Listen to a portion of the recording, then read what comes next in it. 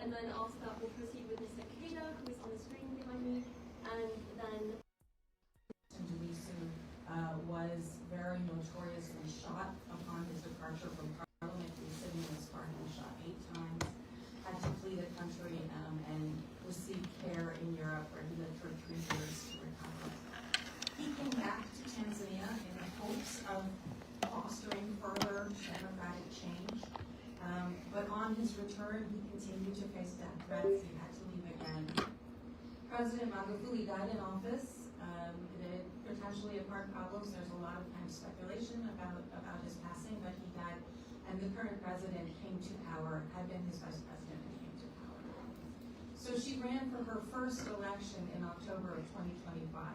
She was running as an incumbent because she had acceded when Magufuli had died, but this was her first time presenting for office. And really starting in 2024, you saw this incredibly disturbing uptick of some of the trends that we've talked about in the region. Disappearances documented up to 200 disappearances. Tundulisu, the opposition parliamentarian whom I mentioned, who was at that time the chairman of the leading opposition party, was charged with treason. He was put in jail. He remained in jail throughout the election and is indeed still in jail today.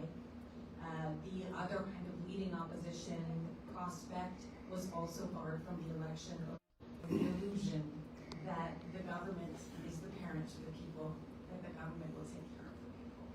When you see the kind of violence that you saw, both in the run-up to the election and then after the election, there were 6 days of really very extraordinary violence, allegations of up to thousands dying.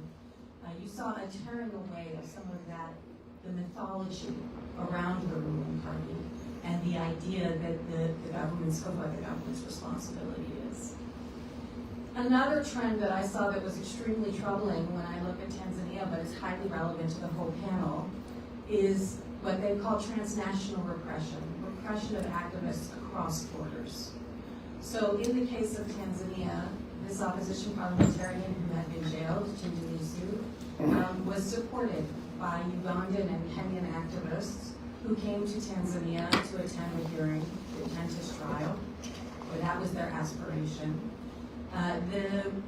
What they have alleged publicly in press conferences, you can find this online, is that they were detained while they were in their hotel rooms, they were abducted and really horrifically abused before they were eventually able to return to their countries of origin.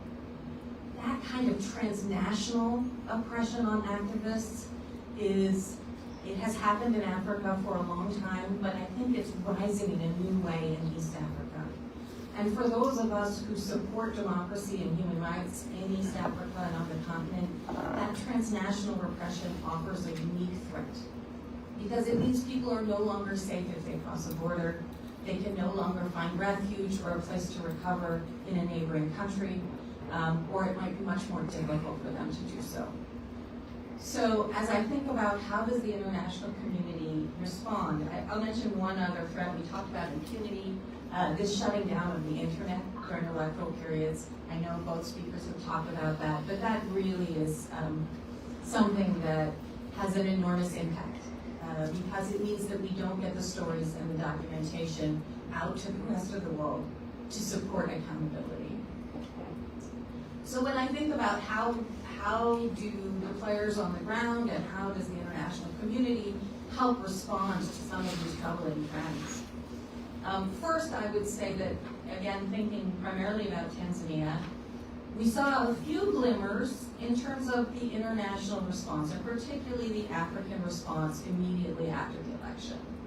The Southern African Development Community, which is the regional body Tanzania is a member, did say that in most areas voters could not express their democratic will.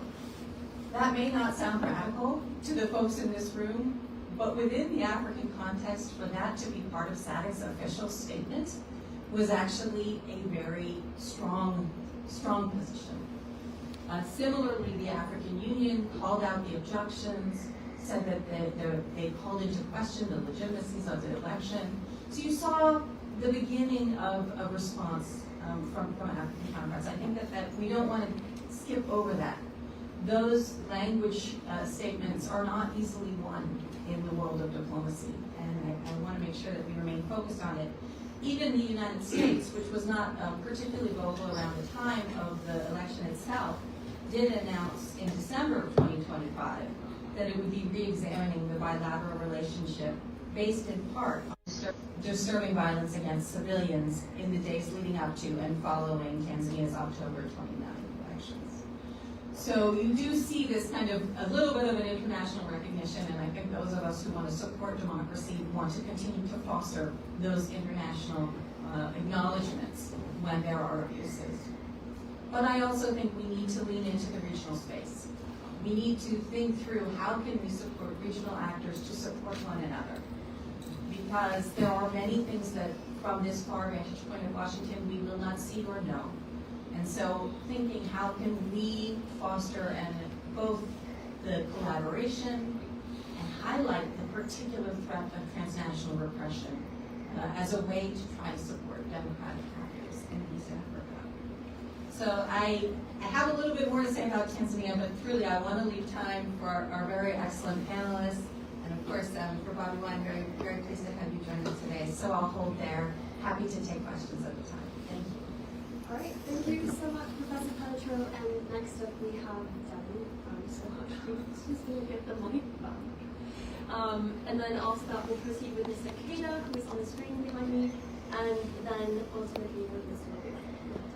Okay, I'm going to talk about Ethiopia and Somalia, but I'm going to really oversimplify things and try to be very quick so that we can move on to the very exciting document.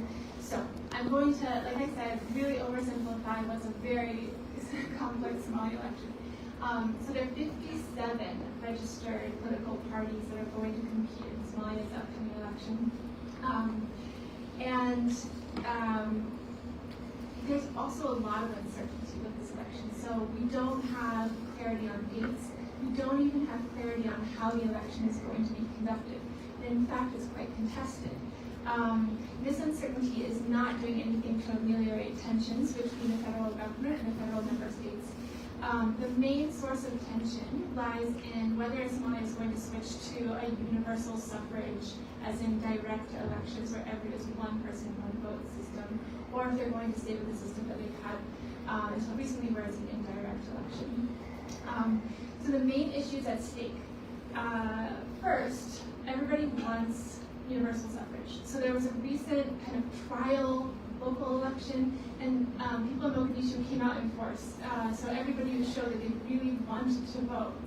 On the other hand, there's fear that Al-Shabaab would target, they would take advantage of people being out en masse to vote, and they would use that as an opportunity to conduct additional attacks. To be fair, Al-Shabaab has targeted elections even when they were conducted indirectly, but I think the consensus is generally that this would give them greater opportunities. And then another point of contention with this is that right now the federal member states have a lot of influence in how the elections go. So if it becomes a direct election that's managed by the national government, then that influence is going to go down. So for example, earlier this week, Southwest State actually felt so threatened about the switch to a different electoral system that they went ahead and they started holding their own indirect elections, and they cut ties with the federal government because they do see it as kind of an existential threat. Now, in that state, the president is viewed as someone who gets support from Ethiopia, so that can also be a part of the equation. Another major issue here is just feasibility issues. It takes a lot of work to conduct an election anywhere, but in a country like Somalia where, okay, just to give you an example, the recent local elections that they had in Mogadishu took 10,000 soldiers to provide security. So right now, the SNA has not been getting the same level of support from the United States or other partners. In fact, since January, U.S. assistance to Somalia was turned off. So, can they provide that security? That is a good question. And then there are also a lot of accusations that this is a power grab by the incumbent, right? So, Somalia has had 5 changes of leader and party in the last 5 cycles. So they're doing good at kind of making that power shift from one party to another. Maybe other countries in the region should take note. But at the same time, HSM wants to extend his time in office. He wants to change the constitution. He wants to, he got parliament to support a measure to give him another year. And he's hoping that the direct elections are going to be more feasible in urban areas where he has more support. So, there's a lot of tension over this issue, and the conclusion is unless the federal government can come to some compromise with the federal member states, because it's not just Southwest State, right? Puntland and Jubaland are also quite not happy about this.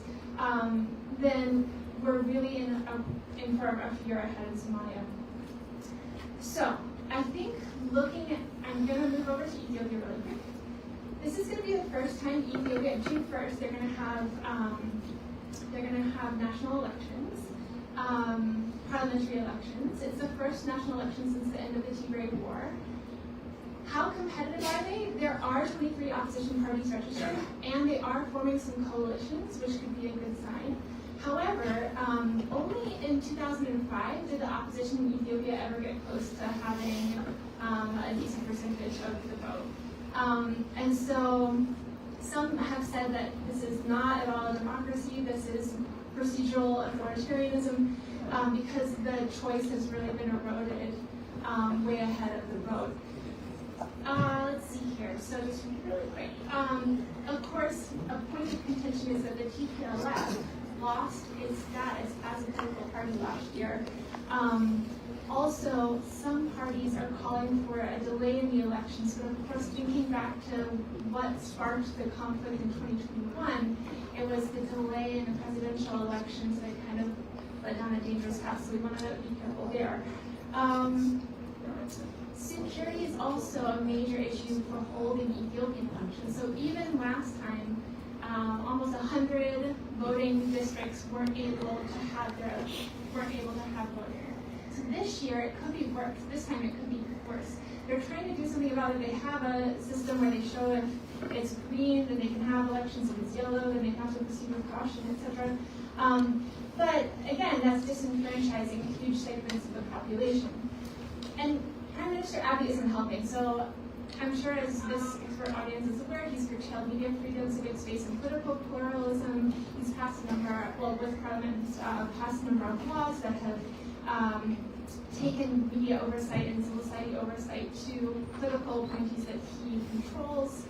And then we've also seen the banning of a number of civil society organizations. So, with that speedy coverage of Ethiopia and Somalia, I'm now going to turn now. All right, thank you so much for this. Mr. Cato, if you would like to take it away. Yes, thank you so much. I'm honored to be on this panel and happy to see a couple of familiar faces in the audience, actually. So, at the Human Rights Foundation, we recently released a new global monitor of the state of authoritarianism around the world. We call it the Tyranny Tracker.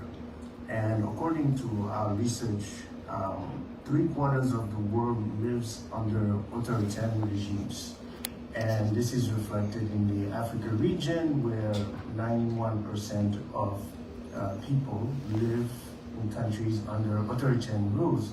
So the East Africa region is a reflection of that, and I'm very glad that Elizabeth, for instance, mentioned the problem, the crisis of transnational repression, which has gotten worse and worse. And I have been asked to speak about Rwanda, and I will speak about Rwanda because it's a country that is very often left out of the conversation when it comes to East Africa and human rights in East Africa.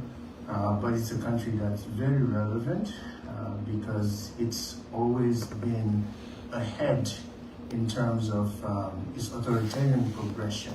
And as I recently even heard from a Rwandan activist, the fear is that countries like Uganda, Tanzania, and Kenya may be heading where Rwanda has been for years now.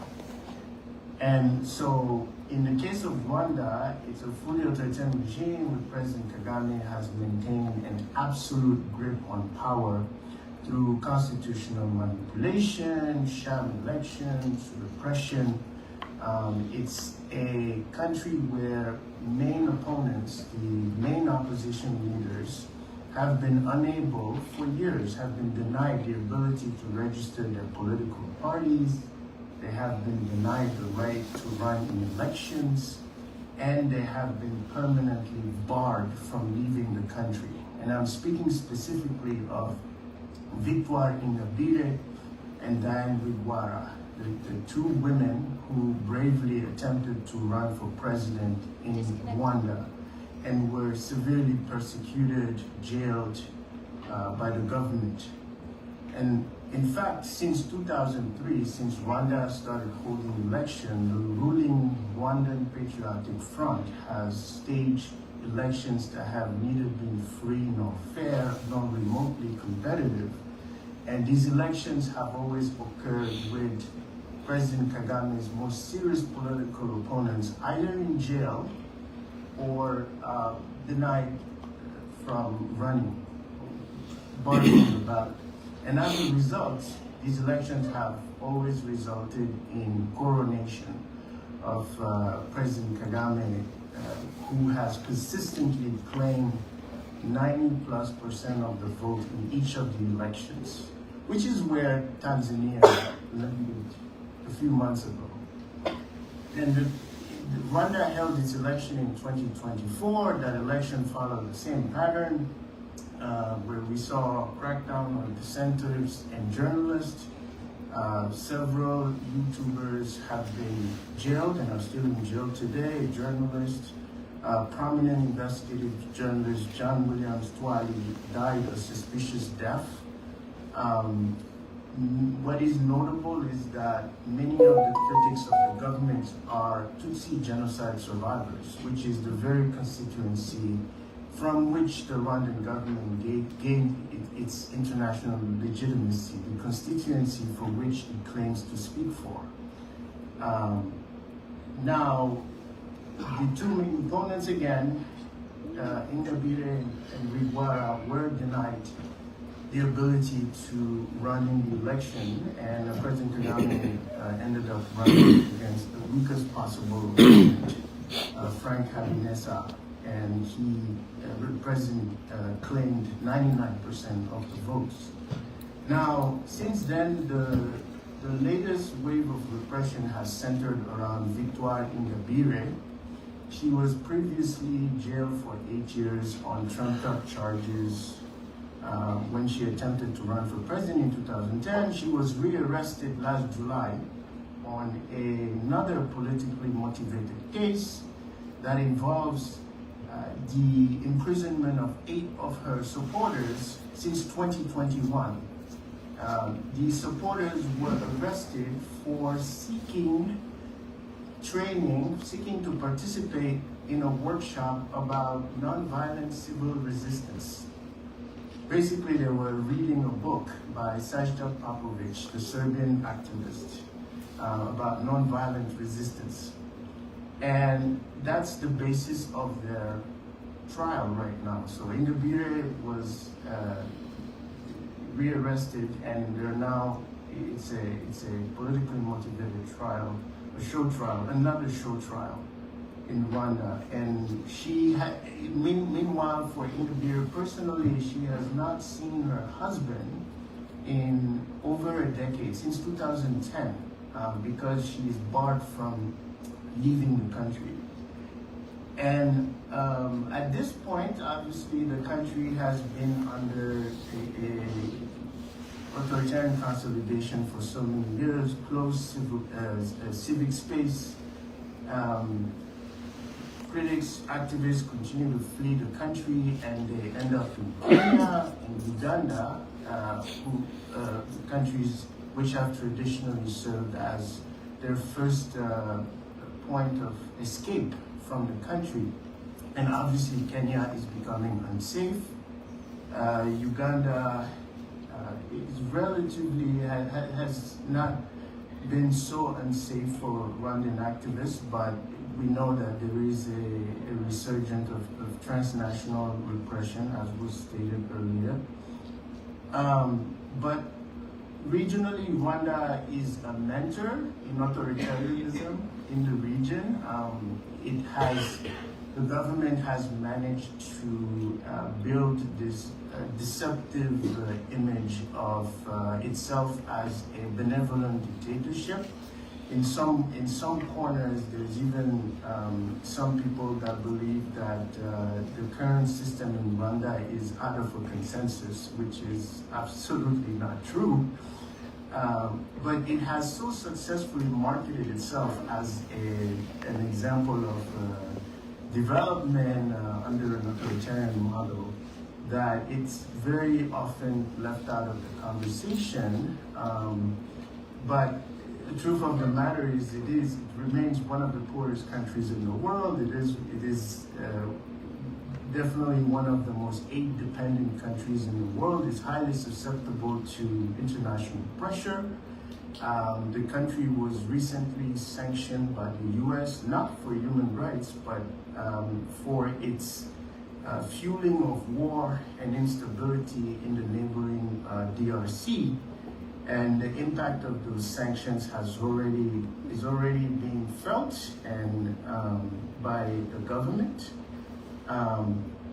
But I think what is important here is to remember that even though civil society is not able to operate on the ground in the country, in Rwanda, and that alternative voices are systematically silenced or forced into exile, that there is still a movement of activists, a movement of human rights defenders who are outside the country, who are very active, who are trying to organize. And many of them feel isolated. They do not have much contact with the activists from Uganda or Tanzania or Kenya. And there is a definite need for them to be in those networks, to be involved, to be heard, and to also for the community, the East African community and the people in the neighboring countries to hear the cries of the Rwandans, which are being muted by the government, and to go beyond the facade of this country that appears to be developed but is not, that appears to be united and reconciled but is not, this country that appears to be a successful example of reconciliation, but while it's in fact an example of negative peace.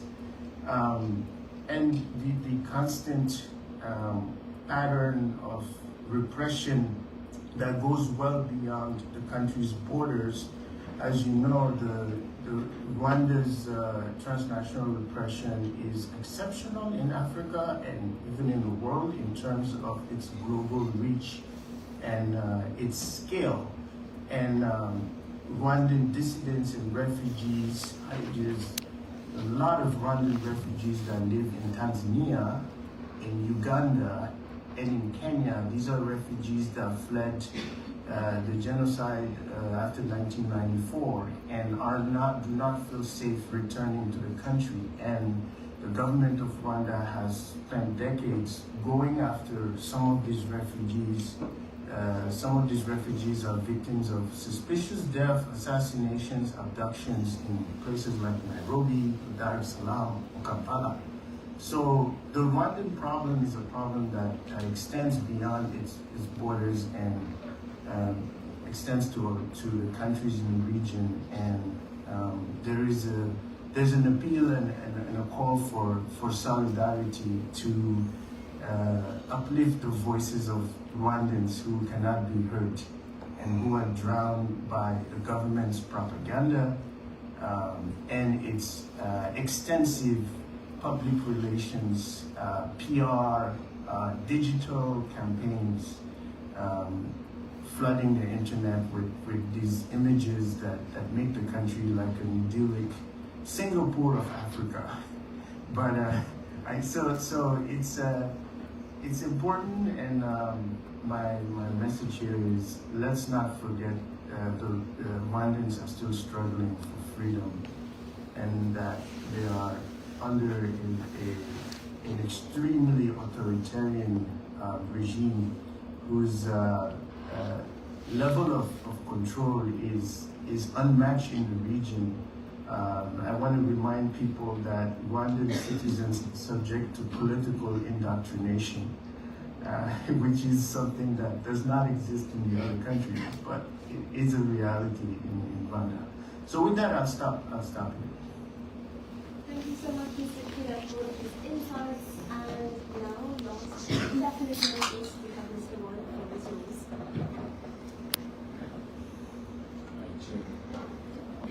Yep, it should be recorded. Thank you very much. Good evening, ladies and gentlemen. I am honored to be on this panel with distinguished panelists. My name is Chagulanyi Seta. My real name is Chagulanyi Seta Robert. I always keep complaining that my musical stage name slowly but surely overtook my real name. However, I'm consoled because it's much easier to pronounce. So please call me Bobi. I strongly believe that I shouldn't